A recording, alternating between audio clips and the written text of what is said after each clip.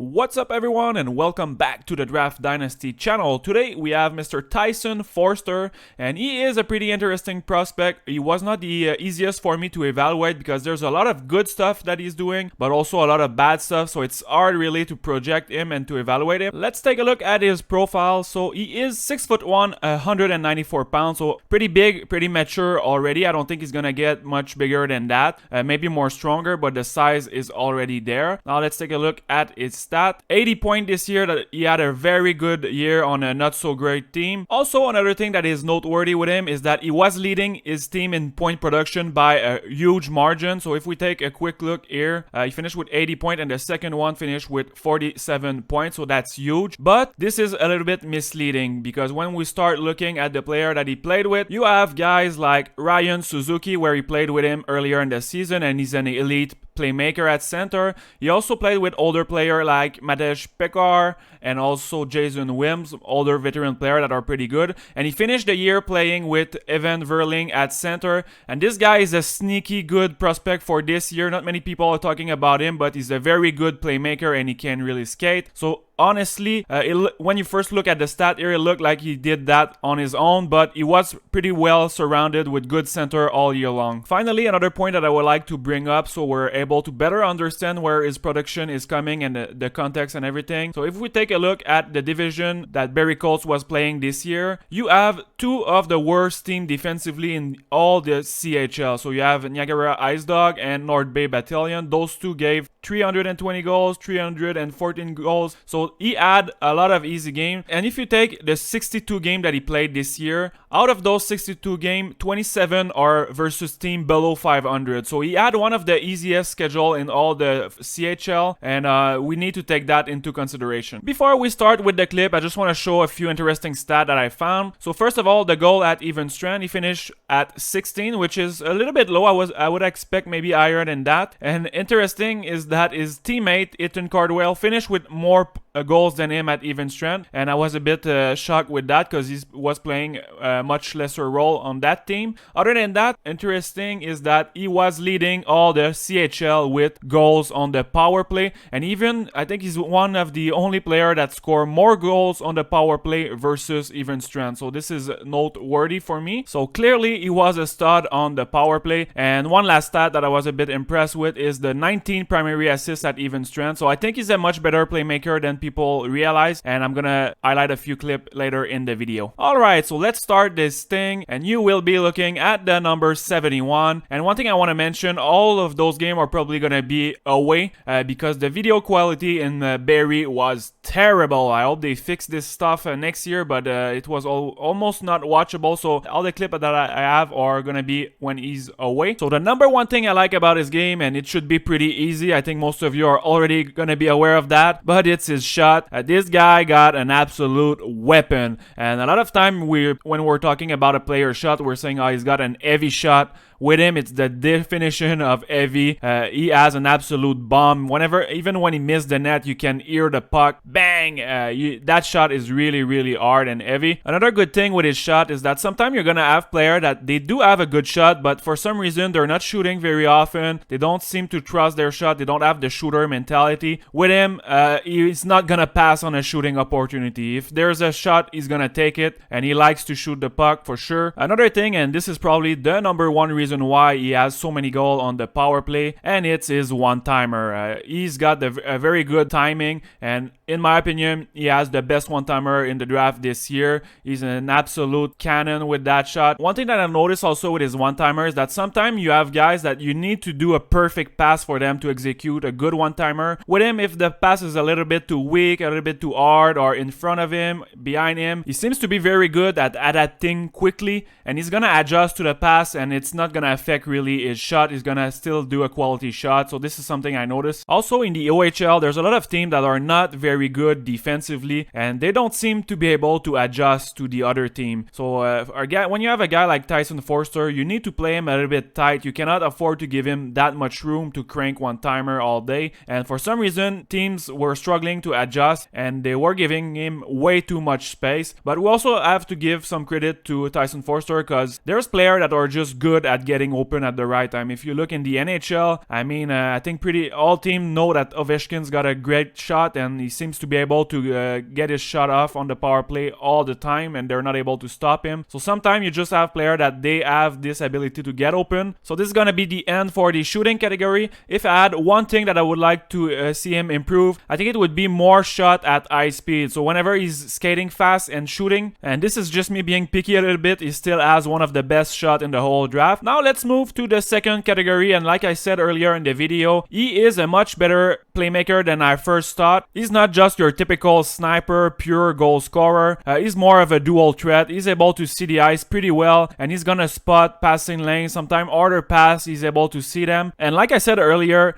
even if he got the shooter mentality, he's still able to pass on some shot sometime if there's a better option. So he's not selfish in the way that he's gonna get tunnel vision and always shoot.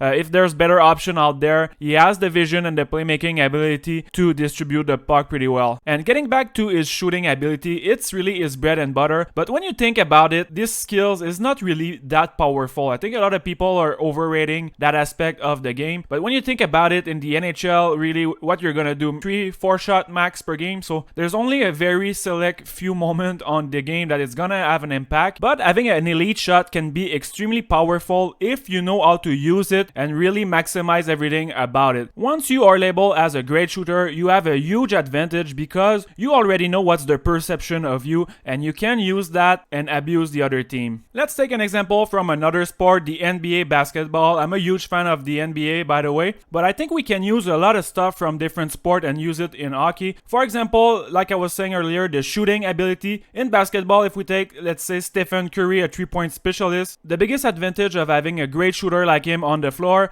it's not the fact that he's making 3-point, but it's really the spacing that it creates. Because as soon as this guy's on the floor, they need to play him aggressively and tight, and this will open up easy driving lane to the basket. The paint will be more wide open. So you can apply the same thing in hockey. So if you're a good shooter, people are gonna close the gap on you aggressively, and this will open up easier passing lane, so you can use that. And you can also make fake shot. Every time you're gonna do a fake shot, they're gonna bite because of course they need to play you tight. So I guess this was an extremely long way of saying that he's gonna need to incorporate that a little bit more in his playmaking ability. Try to use his shooting as a decoy to open up some passing lane. If you've watched the previous video I made on Rashevsky, he's a guy with an elite shot, but he's more advanced, I think, in the way that he's using his shot to create passing lane. Tyson Foerster is doing it a little bit, but he's gonna need to work on that if he really wants to reach the elite level and be the complete package player, both shooting and playmaking wise. While we finish the playmaking section of the video, friendly reminder to subscribe to the channel if you are not already. I'm getting close to 500 game watch this year and have been grinding hard for you, the people of the internet, trying to provide you with good content. So I hope you appreciate it. You can also follow me on Twitter if you like. I post some random clips sometime. Getting back to his playmaking ability, if there's one thing that I would like to see him improve a little bit, it's just that sometimes he's a bit careless and he gives away the puck for free. So there's a few times where I saw him try passes that are almost impossible in traffic, that with very low chance of success. But the big concern I have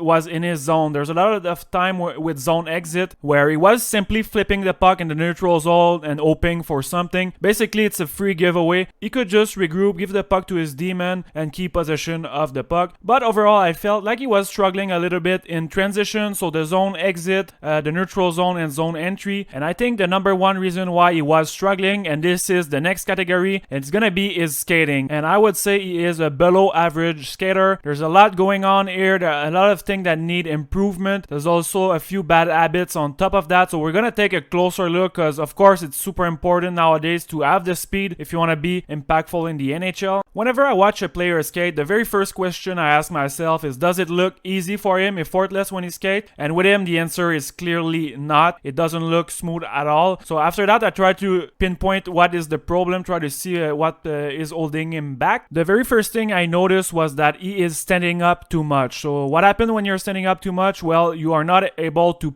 have a very long stride whenever you're pushing because your knee is not bent enough. So the number one thing he's gonna need to improve is try to lower his center of gravity. And one good tip for that, and I know because I had the same problem, is try to, in practice, have a very short stick. And by having a short stick, it's kind of gonna force you to be a bit more leaning forward and lower, bend your knees more. You're gonna have no choice really to be bending your knees. Also, this is just me taking a wild guess, but I suspect a lack of flexibility on the lower body, and it's important, especially with the ankle, whenever you're kind of digging in your toes at the end of the movement, at the end of your stride. You need to have a bit of flexibility and strength in your ankle. There's also a lot of unnecessary movement on the upper body, so try to notice he always has his stick in the air swinging from left to right, east to west, so he's gonna have to try to reduce that movement. And if you are to swing your arm, at least do it north south, kind of like a 100-meter sprinter when they're moving their hands. It doesn't really make sense to move from left to right. One of the reasons why he is always swinging so much and there's so much movement in the upper body is because his stick is always in the air. So one way to improve that would be for him to force himself to always have his stick on the ice at all time. Another problem with his skating is his explosiveness. So the first few steps are not quick at all. When you watch him skate, you kind of have the impression that his feet are heavy, and this is of course not a very good thing, and this is something pretty hard to improve. I had the same problem myself, and the truth is not everyone is born with fast twitch muscle to be sprinter. Some are more born to be long distance runner. It's not that easy to improve that. There's also a little bit of a lack of agility with him, so he's not someone that can turn on a dime at the snap of a finger. He usually takes wider turn, and he's not able really to generate speed when he's crossing over and turning, changing direction. On top of that, there's a few bad habits like I said earlier, and it kind of makes his skating look even worse than it actually is. But he has a really bad habit of getting caught flat-footed on the ice. So a lot of time you're gonna see him, he's gonna be completely standing up with his stick in the air and not moving his feet at all. And sometimes it's for long duration enough time. So you can count 5-10 seconds, not skating at all, not moving. Especially if you're not a very good skater to begin with, you don't want to give them a free head start, because right now what he's doing is standing up, so you're losing time. Every time you want to start skating, you need to lower his center of gravity and then start and push. So every time he's giving that free head start to all the players that are already in a position to skate. So even before starting working on his skating technique, this would be more in his head, but it's something that I would like him to improve. So I want him to never be completely static on the ice, always have somewhat of a momentum, somewhat of speed. So if the play goes one way or the other, he's gonna be able to react quickly, and it's gonna make up for his lack of quickness. It will also help him defensively in his zone, because sometimes he has a tendency to be static again, and players are able to go backdoor behind him or just beside him, and he can get beat pretty easily. So for all those reasons, I am not extremely high on this player, so you will not see him in my first round. Usually I try to aim for player with high upside, and I think ultimately with him there's a bit too many red flags, especially with the skating, that I think it hurt his ceiling. But on the other hand, I wouldn't be shocked if this guy end up playing in the NHL, scoring 20 goals, especially on the power play. I think he's for sure gonna be able to help one power play in the NHL, so that makes him pretty hard to evaluate, because I know there's a chance he produce at the NHL level. With him, it's similar to Lavoie last year. Lavoie, I knew for sure that he would be able to score in the NHL with that shot, but I had major concern with the attitude and the mindset. Big red flags there. With Foerster, it's more about the skating. Last year also, I had Brink that I had big concern with the skating, and ultimately you have to draw the line somewhere, how much risk you're willing to take. And the other thing is that, let's say you look into the draft from the range, let's say pick 25 to 40, 50, there's not a huge gap in terms of skills level. There is, but if you have a player that is similar in terms of skills, why take the one with so much risk and things to improve if you have another one that has much less stuff to improve? For the NHL player comparison, I'm gonna go with Tyler Toffoli. So the obvious one, a guy with a good shot, not the fastest guy around. I think he's also a former second round pick, and this is where I project Foerster to go. And I know this video has been maybe a bit more negative, but at the end of the day, he's still a very talented player, and he's gonna get selected in the top 2 round 100%, and it's gonna be up to him. He's gonna get plenty of chances to make his mark in the NHL. And there's one thing for sure with prospect at this age, is that things can change really quickly. Just last year, a guy like Brink, he was having a really hard time skating, and this year he made some huge improvements. So you can never count player out. Things change fast in the prospect world. On that note, this is gonna be it for this episode. The next one's gonna be on Martin Chromiak, and is a player that I like quite a bit. So see you on the next episode. Bye.